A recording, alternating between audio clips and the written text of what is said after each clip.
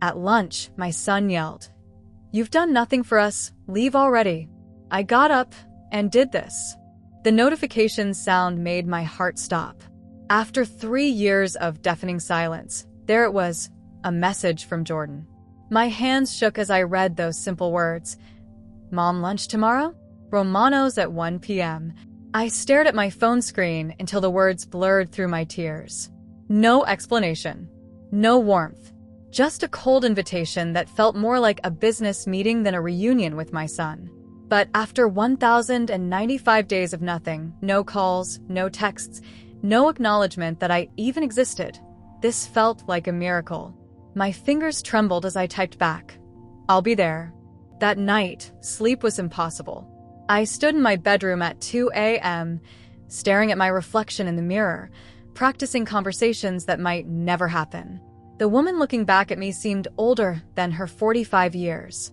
3 years of heartbreak had carved lines around my dark eyes and added silver threads to my natural hair. I'd finally stopped straightening it after the divorce, one small act of reclaiming myself after Marcus tried to reshape everything about who I was. What do you wear to potentially the most important lunch of your life?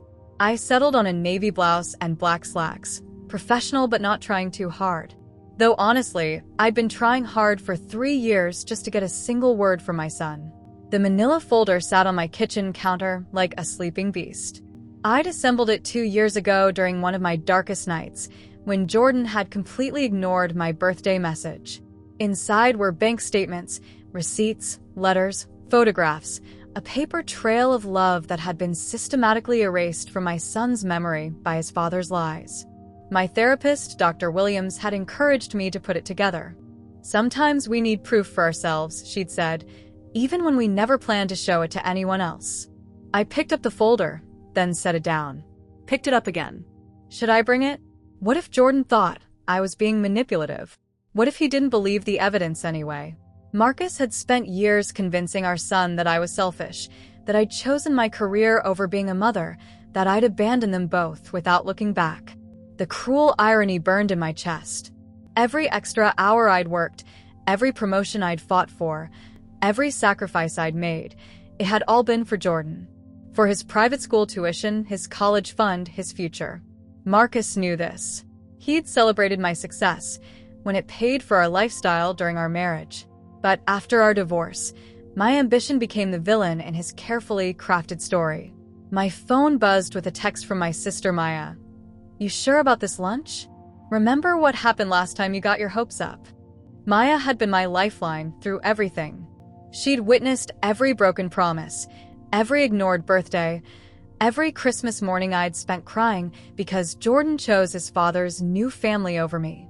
She'd held me together when I learned that Marcus had told Jordan I'd abandoned them, that I'd never really wanted to be a mother in the first place. "I have to try," I texted back. "He's still my baby. Your baby, who hasn't spoken to you since his college graduation. The same baby who told people not to invite you to his wedding because you probably wouldn't show up anyway." The wedding. The knife twisted deeper every time I thought about it. I'd learned about Jordan's engagement from a Facebook post someone had accidentally tagged me in. I'd seen my son in a tuxedo, radiant next to a beautiful girl named Sophia, surrounded by Marcus's family and friends. I wasn't even a ghost at that wedding. I was completely erased. But this lunch invitation had to mean something. Maybe marriage had changed Jordan's perspective on family. Maybe Sophia had asked questions about his mysterious absent mother. Maybe, just maybe, he was ready to hear the truth. I grabbed the manila folder and slipped it into my purse. If Jordan wanted answers, I'd be ready. If he didn't, I'd continue protecting him from the ugly reality of what his father had done to destroy us both. The drive to Romano's felt like traveling through time. This restaurant held memories. Marcus and I had celebrated our 5th anniversary here, back when we believed love could conquer anything. Back when 8-year-old Jordan would draw me pictures of our family, stick figures holding hands under a rainbow, with "I love you, mommy" scrawled in purple crayon. I arrived early and chose a quiet corner table. My heart hammered against my ribs as I watched the door, clutching my purse with that folder inside like a lifeline. At exactly 1 p.m., Jordan walked in. My breath caught. He'd grown into a man, taller, broader, with a confidence that reminded me painfully of his father. But his eyes were still mine, those same dark brown eyes that used to light up when I came home from work. Now those eyes looked at me like I was a stranger. He approached the table without a smile, without warmth, sliding into the seat across from me like this was a business transaction. "Thanks for coming," he said, his voice flat and unfamiliar. I swallowed hard, fighting back tears. I've been waiting for this moment for 3 years. The folder in my purse felt heavier than ever. I prayed I wouldn't have to use it. We sat in awkward silence as the waiter brought our drinks. I ordered iced tea, something safe, something that wouldn't make my hands shake if I needed to hold a glass steady. Jordan got water with lemon, no ice. He'd always been particular about that, even as a little boy. Some things never change, even when everything else falls apart. "You look good," I said, desperate to fill the suffocating quiet between us.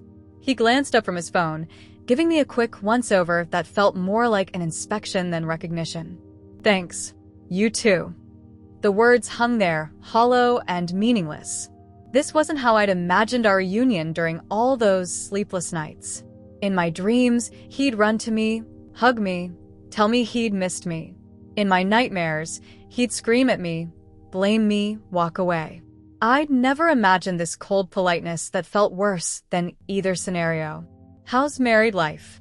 I asked, forcing a smile that probably looked as painful as it felt. His face softened for just a moment, the first real emotion I'd seen since he walked in. "Sophia's amazing. She makes everything better." There it was.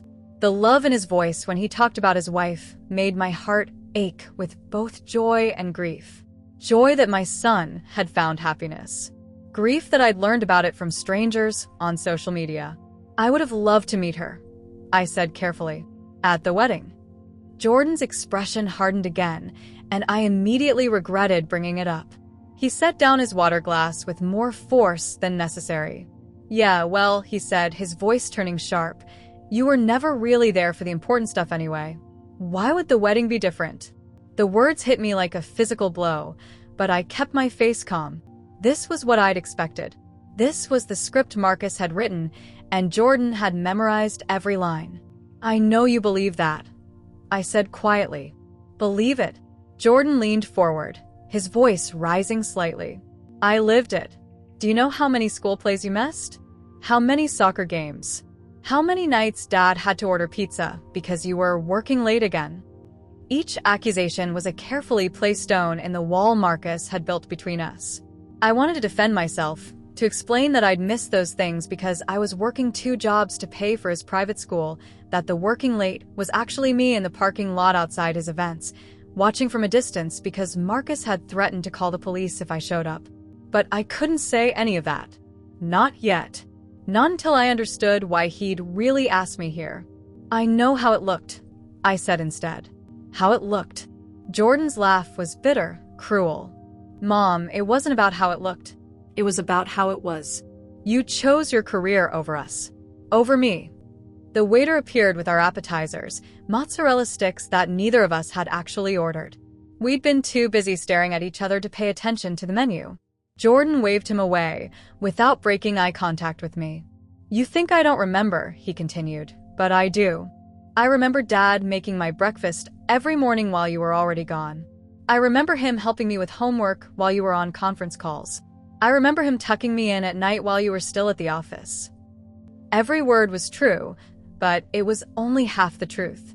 Marcus had done those things, yes, but he'd also made sure I couldn't do them. He'd scheduled Jordan's activities during my custody time. He'd convinced Jordan that my work calls were more important to me than bedtime stories.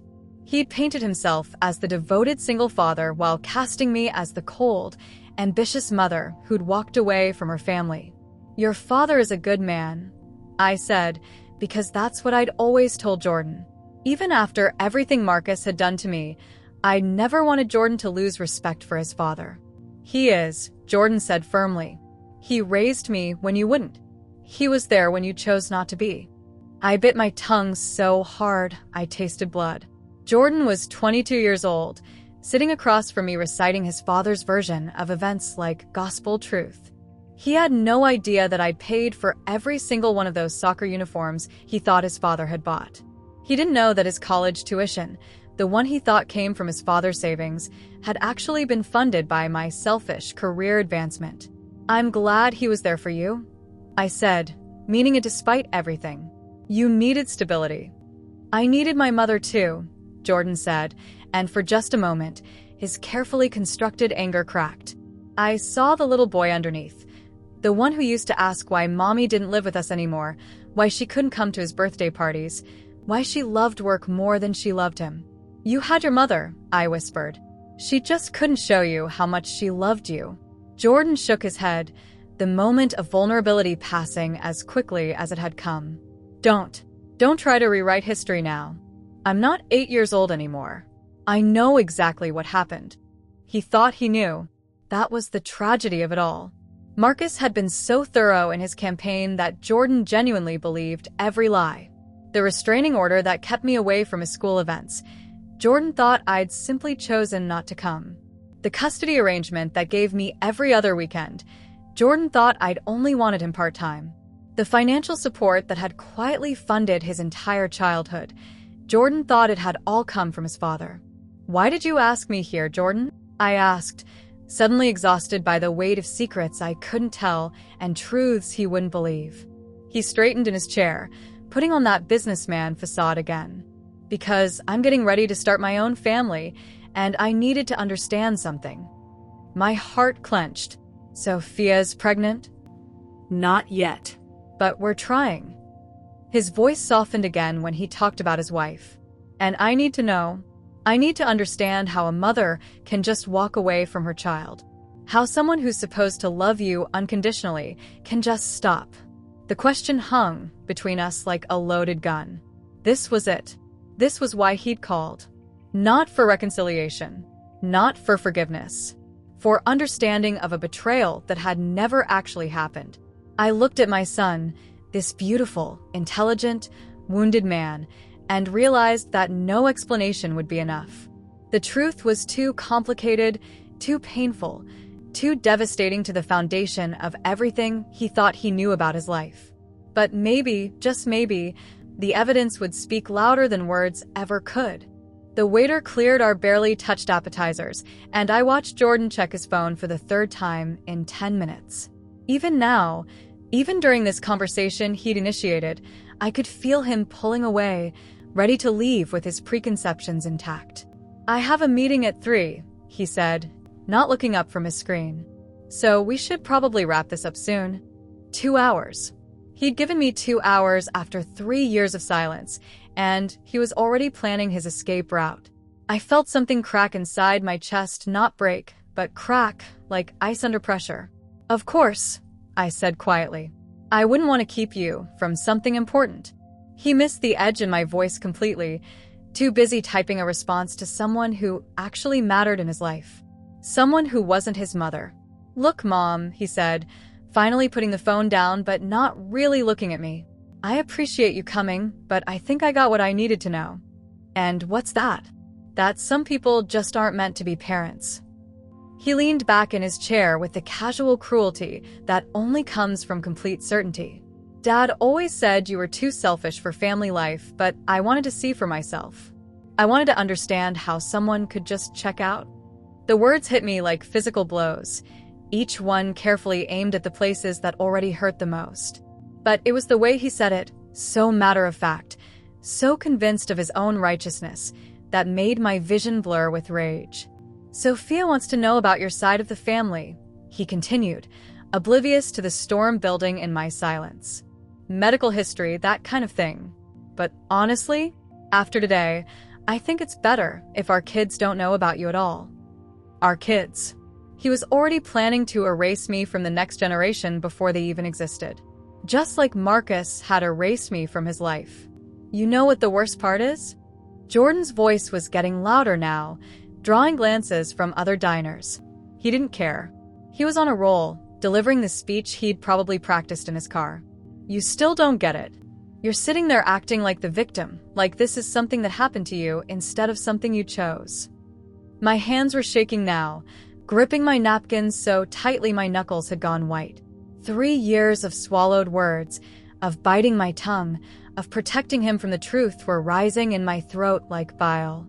Dad's sacrificed everything for me, Jordan continued, his voice carrying across the restaurant now. Everything. His social life, his dating life, his career opportunities, all because he had to pick up the pieces after you walked away. A lie. All of it, a carefully constructed lie. Marcus had been promoted twice during our custody battle. He'd remarried within a year of our divorce. He'd built a beautiful life on the foundation of my destroyed reputation, and our son was helping him add the finishing touches. And you know what's really pathetic? Jordan stood up now, throwing his napkin on the table. You still won't even own it. You won't even admit what you did. That's when he said it.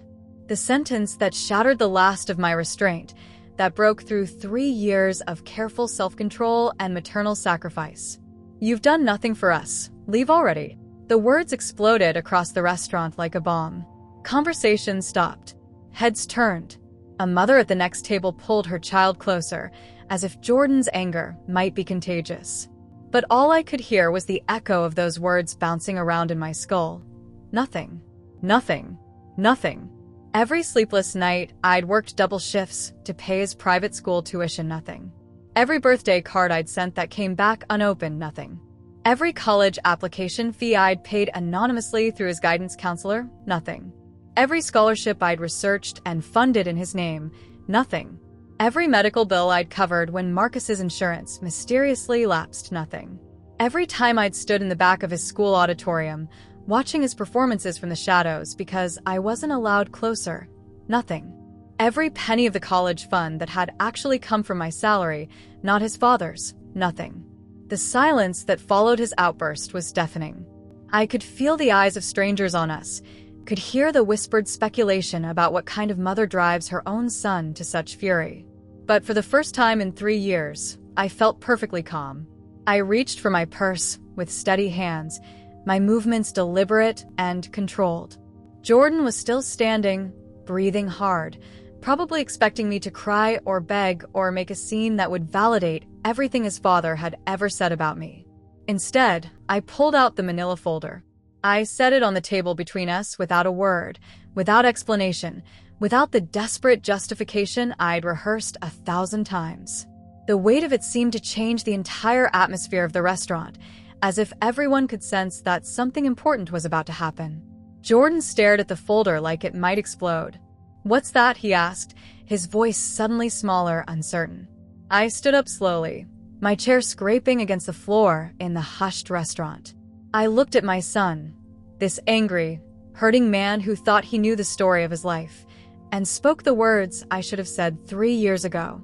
"The truth," I said quietly, "since you're so sure I've done nothing." Then I walked away, leaving him alone with the folder and the wreckage of everything he thought he understood. I made it exactly 3 blocks before my legs gave out. I sat on a bench outside the public library, my hands still shaking from adrenaline and 3 years of suppressed rage finally finding its voice. Part of me wanted to march back into that restaurant and watch Jordan's face as he opened that folder.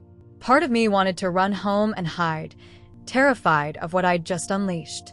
But mostly, I just sat there and waited. My phone buzzed with a text from Maya. "How did it go? Please tell me you didn't let him walk all over you again." I stared at the message, unsure how to respond. How do you summarize the complete destruction of a relationship in a single text? How do you explain that you just handed your son a nuclear bomb disguised as a manila folder? "I gave him the folder," I typed back. 3 dots appeared immediately, then disappeared, then appeared again. Maya was probably trying to find words that weren't entirely made up of curse words and capital letters. Finally, what was in it? Everything. 10 years of everything Jordan didn't know about, carefully organized and documented like the evidence in a court case. Because that's what this had become, hadn't it? A trial where I'd been convicted in absentia, sentenced without the chance to present my defense. But now the evidence was on the table, literally. I closed my eyes and pictured what Jordan was seeing right now. The folder was organized chronologically, starting with the custody papers that showed Marcus had fought for full custody, not joint custody like Jordan believed. The legal documents that proved I'd been granted supervised visitation only 2 hours every other weekend, and only if Marcus approved. Then came the restraining order, the one Marcus had filed claiming I was emotionally unstable and a danger to the child's well-being. The one that legally prevented me from attending Jordan's school events, from picking him up from activities, from being anywhere near him without court supervision. Jordan had spent his childhood thinking I simply chose not to show up. The truth was I legally couldn't. Next were the bank statements, page after page of them, highlighting every tuition payment, every school fee, every medical bill. The private school Marcus had claimed he was sacrificing to afford? I'd paid for it. The college fund Marcus had supposedly been building? My money. The insurance premiums, the dental work, the summer camps, the tutoring, all of it traced back to my account. But the real bombshell was deeper in the folder. The letter from St. Catherine's Academy thanking Miss Thompson for the anonymous scholarship that had covered Jordan's final 2 years of high school. Marcus had told Jordan that his grades had earned him a merit scholarship. Another lie. I'd worked overtime for 6 months to fund that merit scholarship, paying the school directly and swearing them to secrecy. Then came the college documents. Every application fee I'd paid anonymously. Every scholarship I'd researched and helped him apply for through his guidance counselor, Mrs. Patterson, who'd known the truth but agreed to keep my involvement secret. The recommendation letter I'd written under a pseudonym, submitted through a fake email account because I knew Jordan would reject anything that came from me. The medical section was perhaps the cruelest revelation. Every time Marcus had called me in a panic about Jordan being sick or injured, claiming his insurance had lapsed or wasn't enough. Every emergency room bill I'd rushed to pay. Every specialist appointment I'd covered. Marcus had made me promise never to tell Jordan, claiming it would confuse him about who was really taking care of him. Near the back of the folder were the photographs. Pictures I'd taken from a distance at his high school graduation, hidden in the crowd like a stalker at my own son's milestone. Photos of his soccer games shot through a chain-link fence because I wasn't allowed closer. Images of birthday presents I'd left anonymously on his doorstep. Gifts he'd probably assumed came from distant relatives or family friends. The final document was a letter. One I'd written to Jordan on his 18th birthday, but never sent. In it, I'd explained everything: the custody battle, the lies, the financial support, the legal restrictions that had kept me away. I'd written it during one of my darkest moments, when the grief of losing him had nearly consumed me. Dr. Williams had suggested I write it as therapy, never intending for it to be delivered. But now it was all there, laid out like a roadmap of maternal love that had been forced underground, hidden in shadows and legal documents and anonymous payments. My phone rang, jolting me back to the present. Jordan's name on the screen made my heart race. I stared at it for 3 rings before answering. Hello. Silence. Then the sound of someone crying. Mom. His voice was broken, small, nothing like the angry man who'd screamed at me an hour ago. Mom, is this all real? I closed my eyes, feeling tears I'd held back for 3 years finally spill over. Every page, I whispered. But why didn't I? He couldn't finish the sentence. How do you ask why you never knew your mother had sacrificed everything for you? How do you process that everything you believed about your life was a carefully constructed lie? Where are you? He asked suddenly. Library on 5th Street. Don't move. Please. I'm coming. The line went dead, and I sat there on that bench, staring at my phone and wondering if I'd just saved my relationship with my son or destroyed what little was left of his world. Jordan found me 20 minutes later, clutching the manila folder against his chest like it was the only thing keeping him upright. His eyes were red and swollen, his carefully styled hair disheveled from running his hands through it. He looked like someone had just told him his entire life was a lie, which I supposed was exactly what had happened. He stood there for a moment, staring at me like he wasn't sure I was real. Like maybe I was just another fabrication, another story someone had told him that might crumble under scrutiny. Sit, I said gently, patting the bench beside me. He collapsed more than sat, the folder spilling open across his lap. Bank statements and photographs scattered in the afternoon breeze, and we both scrambled to collect them. Our hands touched as we reached for the same document, the letter from his guidance counselor thanking me for my generous support of Jordan's college preparation. "Mrs. Patterson knew," he said, his voice hollow. "She knew the whole time." I nodded. "She was one of the few people who did. She tried to tell you once, during senior year. You told her to stop making excuses for me." Jordan flinched like I'd slapped him. "I remember that. She said there were things I didn't understand about my family situation. I thought she felt sorry for me having such a terrible mother." We sat in silence for a long moment, both of us staring at the evidence of a love story that had been deliberately hidden from him. A maintenance worker walked by, giving us curious glances as he picked up litter around the library grounds. "The soccer games," Jordan said suddenly. "There's a picture here of me scoring the winning goal against Central High. I remember that day perfectly. Dad said you didn't come because you had a work emergency." "I was there," I said quietly, "behind the fence on the south side of the field. I took that picture with a telephoto lens. But the restraining order didn't cover public spaces as long as I stayed 50 feet away from you." I pointed to the timestamp on the photo. "I was at every game your senior year. Sometimes I'd sit in my car in the parking lot just to be close to you." Jordan's hands shook as he flipped through more photographs.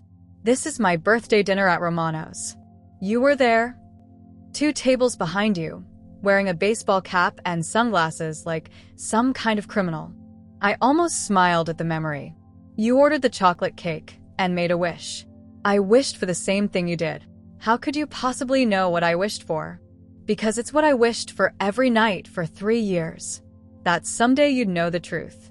He set the folder aside and turned to face me fully for the first time since he'd arrived. "Why didn't you fight harder? Why didn't you tell me?" The question I'd been dreading. The one that required me to explain how a mother could watch her child suffer and choose silence over vindication. "Because I was trying to protect you," I said. "Your father, Marcus, isn't a bad man, Jordan. He was hurt and angry, and he convinced himself that keeping you away from me was what was best for you. If I had fought it publicly, if I had exposed all of this when you were younger, it would have destroyed your relationship with him. So, you sacrificed your relationship with me instead." "Yes." The word came out as a whisper. I hoped that someday, when you were older, you'd figure it out on your own. Or that Marcus would tell you the truth when his anger cooled down." Jordan laughed bitterly. "He never planned to tell me, did he? He was perfectly happy letting me believe you abandoned us." I didn't answer. There was no need to pile more cruelty onto an already devastating revelation. "The wedding," Jordan said suddenly. "You knew about the wedding." Maya showed me the Facebook post. "I bought a dress." I swallowed hard. I sat in the parking lot of the church for 2 hours, trying to work up the courage to walk in. "I knew you didn't want me there, but I thought maybe if you saw me, you'd realize how much I loved you." "Why didn't you?" "Because it was your day. Your happiness was more important than my need to be included." I wiped away a tear that had escaped despite my best efforts to stay composed. I went home and donated the dress to Goodwill. I couldn't stand looking at it. Jordan buried his face in his hands. "God, Mom. All those things I said to you in there. All those horrible, cruel things. You believed what you were told. I don't blame you for that. But I should have questioned it. I should have wondered why you never defended yourself, why you never fought back when I said those awful things." "You were protecting yourself," I said. "Children need to believe their parents love them. It was easier to believe I was selfish than to accept that your father might have lied to you." The sun was starting to set, casting long shadows across the library lawn. Other people were heading home from work, from school, from normal days that hadn't included having their entire understanding of their family history shattered. "I don't know how to fix this," Jordan said finally. "I don't know how to make up for 3 years of hating you, for something you didn't do." I stood up slowly, my legs stiff from sitting on the hard bench. Jordan looked up at me with those same dark eyes I'd fallen in love with the moment he was born, but now they were filled with confusion and guilt instead of anger. "You don't have to fix anything," I said. "You just have to decide if you want to try again." I turned to walk away, leaving him with the folder and the choice of what to do next. I'd waited 3 years for this moment. I could wait a little longer to see what he decided. "Mom, wait." I stopped but didn't turn around. "Where are you going?" Home, I said. "I'm going home. Can I come with you?" 3 days passed before I heard from Jordan again. 3 days of replaying our conversation at the library, wondering if I'd said the right things, if I'd pushed too hard or not hard enough. 3 days of checking my phone every 5 minutes like a teenager waiting for a text from their crush. Maya called twice to check on me. "You did the right thing," she kept saying. "That boy needed to know the truth." But knowing you did the right thing doesn't make the waiting any easier. I was in my kitchen Wednesday evening, making dinner for one like I had for the past 3 years, when I heard the knock. Not the doorbell, a soft, hesitant knock like someone who wasn't sure they should be there. Through the peephole, I saw Jordan standing on my doorstep with the manila folder tucked under his arm. But he wasn't alone. A petite woman with kind eyes and honey-colored hair stood beside him, her hand resting supportively on his back. Sophia. It had to be. My hands shook as I unlocked the door. Jordan looked like he hadn't slept since our lunch, his eyes still red-rimmed and haunted. But there was something different about his posture, something softer. "Hi, Mom," he said quietly. The word mom hit me like a physical thing. Not the cold, distant mom from the restaurant, but something warmer, more uncertain, more real. "Hi, baby," I whispered back, the endearment slipping out before I could stop it. Sophia stepped forward with a gentle smile. "Mrs. Thompson? I'm Sophia. I've been wanting to meet you for a very long time." The way she said it made it clear that she'd been asking questions, probably for months. Maybe that's why Jordan had finally reached out. Maybe his wife had been the one to suggest that something wasn't adding up about his family story. "Please call me Diana," I said, stepping aside to let them in. "And you're beautiful. Even more beautiful than in the wedding photos." Sophia's eyes widened in surprise. "You saw our wedding photos?" Maya showed me the ones from Facebook. "I'm sorry I wasn't there. I would have loved to see Jordan marry someone who makes him so happy." Jordan's face crumpled at that, and I saw Sophia squeeze his hand. "She wanted to invite you," Jordan said, his voice breaking slightly. "Sophia wanted to invite you, but I told her you wouldn't come. I told her you didn't care about family stuff." "I would have been there in a heartbeat," I said simply. "I would have sat in the back row and cried happy tears and left before the reception, if that's what you wanted. I just would have wanted to witness you starting your life with someone you love." Sophia looked between Jordan and me, and I could see her putting pieces together in real time. Whatever version of events Jordan had told her about his childhood was clearly crumbling under the weight of what she was seeing. "Why don't we sit down?" I suggested, leading them to my living room. The space felt different with them in it. For 3 years, it had been a shrine to loneliness. Books I read to fill the silence, photos of Jordan from before the divorce, a couch that was too big for one person. Now, with my son and his wife sitting across from me, it felt like a home again. Jordan pulled out the folder and set it on my coffee table like it was made of dynamite. "I read every page," he said quietly. Twice. And then I had to explain to my wife why I'd been telling her that my mother was a selfish career woman who abandoned her family. Sophia reached over and took his hand. "I kept asking him why you never called, why you weren't in any of his pictures. Something about his story never felt right to me." "You asked about me?" I asked, surprised. "All the time," Sophia said firmly. "I grew up with a single dad too, but he never spoke about my mother the way." She trailed off, clearly not wanting to criticize Marcus. "It's okay," I said. "You can say it. Marcus painted me as the villain in Jordan's story. I understand why he did it, even if I don't agree with it." Jordan looked up at me with those eyes I'd missed so desperately. "How can you not hate him? After everything he put you through, everything he cost you, how can you still defend him?"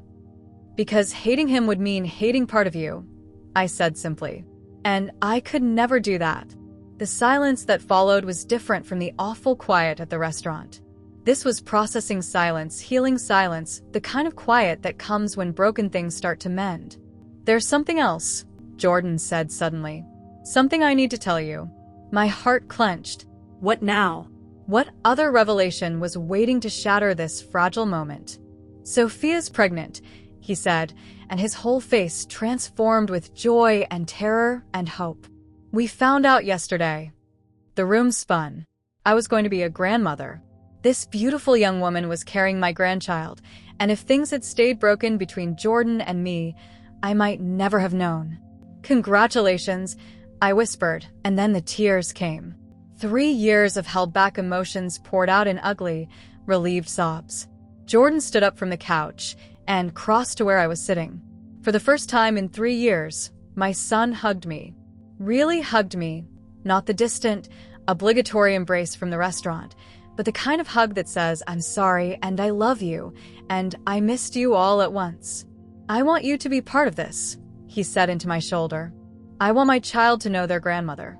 The real one, not the story Dad made up." I held my son and cried for everything we'd lost and everything we might still find. Behind us, I could hear Sophia crying too, and I realized that she'd been mourning the absence of a mother-in-law she'd never been allowed to meet. "I'd like that," I whispered. "I'd like that very much." It wasn't a complete healing. There would be conversations with Marcus that I wasn't looking forward to. There would be awkward family gatherings and complicated explanations and years of rebuilding trust. But for now, I had my son back. And soon, God willing, I'd have a grandchild to spoil. Some stories don't end with perfect reconciliation. Some end with hope and the promise that tomorrow might be better than today. This was enough. This was everything.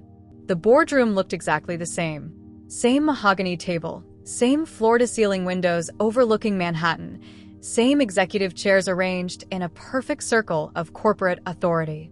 But everything else had changed. 18 months ago, I'd been escorted out of this room in disgrace, carrying a box of personal items and a separation agreement that felt like a death sentence. Today, I walked back in wearing my own navy suit, not lucky, just powerful, carrying a leather portfolio and an employment contract that gave me more authority than I'd ever dreamed possible. The board members looked different too. Smaller, somehow. Diminished by the weight of their own failures. David stood when I entered, his smile nervous and grateful. "Zara, thank you for coming back. We know this wasn't an easy decision." I took my seat, not at the side of the table where I'd sat during my firing, but at the head, in the chair that had been added specifically for me. Chief International Officer. Board member. The person they now needed to survive. "Let's be clear about something," I said, setting my portfolio on the table. "I'm not here because this was easy. I'm here because it was necessary." Patricia, the board chair who'd slid my separation agreement across this same table, shifted uncomfortably. "We've prepared the formal apology statement you requested. It acknowledges that your termination was based on incomplete information and resulted in significant damage to our international partnerships." She handed me a document, her eyes avoiding mine. I read it carefully, noting every word, every admission, every acknowledgement of their catastrophic mistake. "This will be published in the Wall Street Journal, Energy Weekly, and the Dubai Financial Times," I said. It wasn't a question. "Yes." "As you requested." I signed a contract, my signature bold and confident across the bottom of a document that gave me everything I demanded and more. Complete autonomy over international operations. Veto power over public communications related to my partnerships. A salary that reflected my true value to the company. "Now," I said, closing the contract, "let's talk about rebuilding what you destroyed." The next 6 months were the most challenging and rewarding of my career. Not because the work was harder than before, but because I was doing it for myself, not for people who saw me as expendable. Shanghai was the easiest to rebuild. Chenwei had never stopped trusting me personally, even when he'd lost faith in Clean Slate as an institution. Our first video call felt like a reunion between old friends, and within 3 weeks, We had a new partnership framework that was stronger than the original. Dubai required more finesse. Rashid was willing to restart discussions, but the Environmental Authority demanded unprecedented transparency. I spent 2 months in the UAE, personally reviewing every environmental calculation, every carbon offset claim, every sustainability metric. When we finally signed the new agreement, it wasn't just about energy, it was about trust rebuilt through absolute honesty. Toronto was the most meaningful. The Indigenous Council had been deeply hurt by Maya's fabrications, not just financially, but culturally. They'd trusted Clean Slate with their stories, their traditions, their vision for sustainable development, and Maya had turned that trust into marketing copy. I spent 3 months in Toronto, not negotiating but listening, learning about the real environmental knowledge they wanted to share, understanding the actual partnership they'd envisioned. When we finally announced the new collaboration, it wasn't built on exaggeration or corporate fiction. It was built on respect. Berlin remained closed to us. Some bridges, once burned, can't be rebuilt. But I used that loss as motivation, ensuring that every other partnership was so solid, so transparent, so genuinely sustainable that Berlin would eventually regret their decision. Maya never contacted me directly, but I heard through industry networks that she'd started a boutique environmental consulting firm. Her LinkedIn profile described her as a strategic communications expert, specializing in narrative development for sustainable brands. She was still selling stories, still prioritizing perception over reality. Some people never learn, but I had learned. I'd learned that being right isn't enough if you're not prepared for betrayal. I'd learned that family can be your biggest vulnerability and your greatest enemy. I'd learned that patience is more powerful than anger, and that justice delayed isn't justice denied, it's justice refined. Most importantly, I'd learned that I didn't steal the storm that destroyed Maya's career and rebuilt mine. I was the damn weather. On my first anniversary back at Clean Slate, I stood in my new corner office, bigger than my old one, with better views and more space for the 4 clocks that once again mattered. Dubai, Shanghai, Toronto, and yes, even Berlin, though that clock now served as motivation rather than coordination. My assistant Emma knocked and entered with the afternoon's international messages. Dubai was ready to expand the solar program. Shanghai wanted to discuss wind energy partnerships. Toronto was proposing a new indigenous technology initiative. Oh, and Zara, Emma said, pausing at the door. Maya Okafor's assistant called. She's requesting a meeting to discuss potential collaboration opportunities. I looked up from my emails, surprised by how little I felt. No anger, no satisfaction, no vindication. Just nothing. Maya had become irrelevant to my story. Tell her I'm unavailable, I said, turning back to my computer. Permanently. Because legacy isn't about the people who try to destroy you. It's about building something so strong, so authentic, so undeniably yours that destruction becomes impossible. I didn't come back for revenge. I came back for redemption. And I got both.